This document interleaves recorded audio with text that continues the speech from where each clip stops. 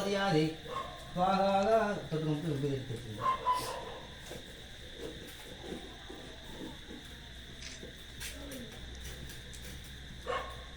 பூசணிக்காய்க்கு பக்தி சொல்லுங்க எடுத்துக்கணும். ஆனால் நீங்கள் எந்திரிச்சிக்கலாம். நாங்கள் இப்போ பலி கொடுத்து கூப்பிட்றோங்க. உங்கள் வீட்டுக்குள்ளே போயிடுறதா? இல்லை வீட்டுக்குள்ளே நாங்கள் சாப்பிட்ற இடத்துக்கு போயிடும். பூசணிக்காய் தீபாவளி ஓம் பூஷ்மாவளியாக